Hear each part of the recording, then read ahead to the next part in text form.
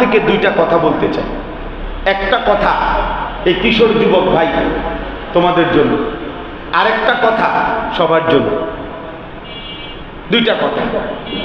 এক নম্বর কথা হলো, এই কাবিল কিশোর যুবক ভাই তোমাদের জন্য আমার একটা কথা, তাফসীরের মধ্যে আছে কথা, যে এই ঘটনা থেকে কথা স্পষ্ট যে কাবিল সে নারীতে আসক্ত ছিল। এই পৃথিবীর প্রথম অপরাধ নারীর আসক্তি। এই জমিনের প্রথম পাপ নারীর আসক্তি। আর এই জমিনের প্রথম কার্যকর সীমালঙ্ঘন নারীর আসক্তির কারণে অন্যায় খুন। খুন, অন্যায়, অবৈধ রক্তপাত। আচ্ছা, এবার দেখেন এই নারীর আসক্তি হওয়ার কারণে কাবিলের মানসিকতাটা কি হয়েছে, এটাই শুধু যুবক ভাইদেরকে আমি শুনাইতে চাই। নারীর প্রতি আসক্ত হওয়ার কারণে এক নম্বর কথা হলো, এই কাবিল প্রথম আল্লাহ পাক রব্বুল আলামিন মহান আল্লাহ বলছে তুমি এই নারীকে বিবাহ করো না। সে বলছে আমি আল্লাহর হুকুম মানি না, আমি নারী চাই। দুই, আদম আলাইহিস সালাম একজন নবী, নবী কিনা কথা বলেন? এই নবী বলছে কাবিলকে তুমি এই নারীকে বিবাহ করো না। এই কাবিল বলছে আমি নবীর হুকুম মানি না, আমি নারীকে চাই। তিন নাম্বার, আদম আলাইহিস সালাম তার বাবা, বাবা কিনা, তো বাবা তার সন্তানকে বলছে এই বোনকে তুমি বিবাহ করো না। কাবিল বলছে আমি বাবা আমার হুকুমও মানি না, আমি নারীকেই চাই। চার নাম্বার, হাবিল তার আপন রক্তের ভাই, সে তার ভাইয়ের ইজ্জত, ভাইয়ের জান, ভাইয়ের রক্ত হালাল করে দিছে, অর্থাৎ তাকে খুন করে ফেলছে। বিনিময়ে সে বলছে তবু আমি নারীকে চাই। এজন্য দোস্ত আমার, বন্ধু আমার, নওজোয়ান ভাই আমার, এই ভাই আপনাদেরকে শুনাইলাম এই কথা।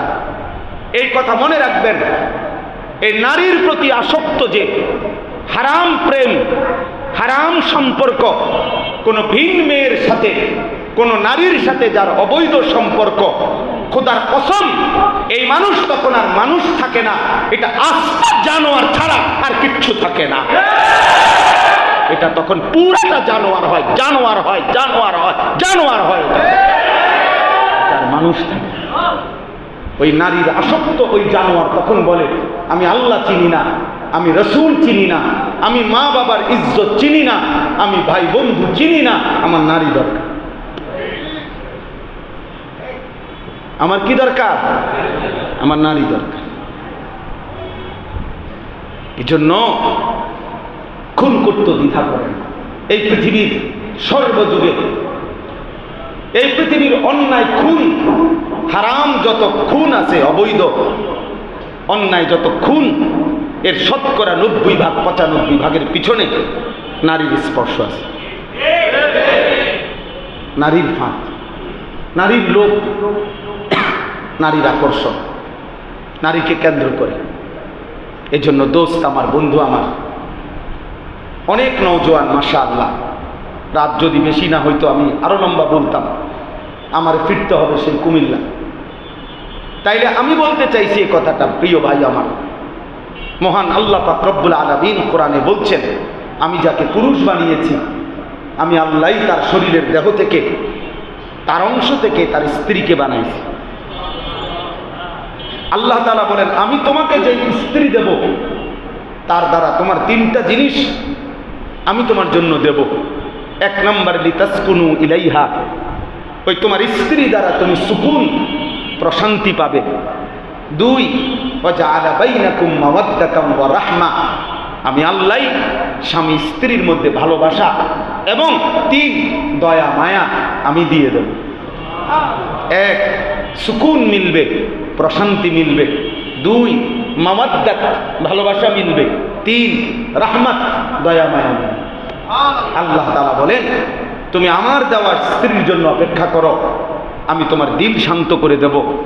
আমি তোমারে ভালোবাসা দিয়ে দেব, আমি তোমারে দয়া মায়াও দিয়ে দেব, কিন্তু তুমি নিজের থেকে এই অন্যায়, এই নিজের থেকে রিলেশন, এই হারাম সম্পর্ক, প্রিয় ভাই আমার, বন্ধু আমার, কোনোভাবে বিবেকবান হলে, আপনারা স্কুলে পড়েন, কলেজে পড়েন, ইউনিভার্সিটিতে পড়েন, দোস্ত আমার পড়েন, আমাদের কিন্তু এই হারাম সম্পর্ক, হারাম এই রিলেশন, খোদার কসম, আল্লাহর কসম, বিবাহ বহির্ভূত ছেলে মেয়ের সম্পর্ক, সেটা শুধু ছেলে মেয়ের সম্পর্ক, এটা রিলেশন হইতে পারে না। ইংরেজি বললেই কোনো কিছু শুদ্ধ হয়ে যায় না, ইংরেজি বললেই ভদ্র হয়ে যায় না, ইংরেজি ভাষা ভদ্র ভাষা, পৃথিবীতে এই কথা কোনো সিদ্ধান্তের মধ্যে নাই, কোনো রেজুলেশনের মধ্যে নাই। আপনি বলেন না এটা কোথায় আছে? কথা বলেন না কেন? ইংরেজি একটি ভাষা, আরবি একটি ভাষা, উর্দু একটি ভাষা, বাংলা একটি ভাষা।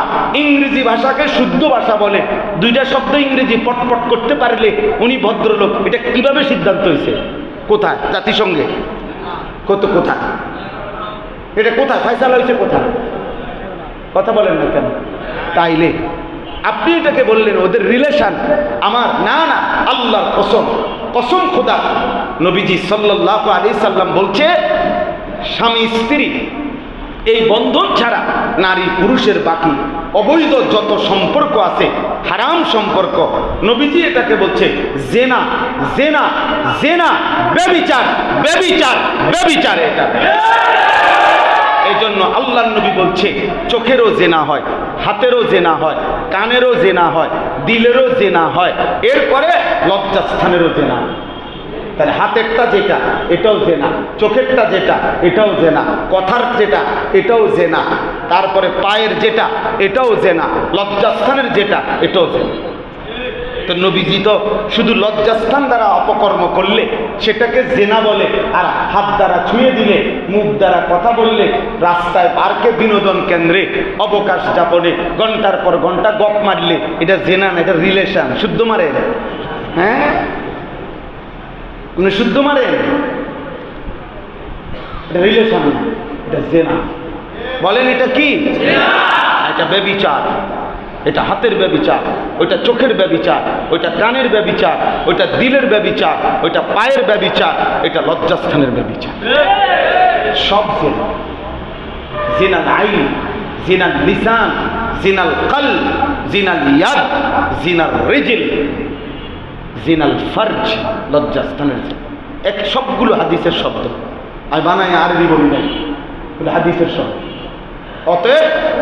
অতএব নারী পুরুষের অবৈধ যত সম্পর্ক, এরা কখনোই, ওরা এই প্রেম, ভালোবাসা, মহব্বত, প্রেম, আল্লাহর কসম, স্বামী স্ত্রীর বিবাহ বহির্ভূত অন্য সম্পর্ককে প্রেম বলা যাবে না, জেনা বলতে হবে। জেনা, এটা ব্যভিচার, এটা ব্যভিচার, এটা জেনা।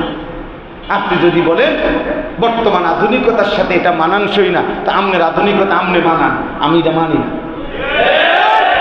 আমার আরশ আজিমের মালিক যেটা বলছে, আমার আল্লাহর বন্ধু আমার রাসূল সাল্লাল্লাহু আলাইহি সাল্লাম যেটা বলছে, এটাই চির আধুনিক, এটাই সত্য, এটাই বাস্তব, এটাই যৌক্তিক, এটাই মানবতার সপক্ষে, এটাই একমাত্র কামিয়াবি, এর মধ্যেই সফলতা,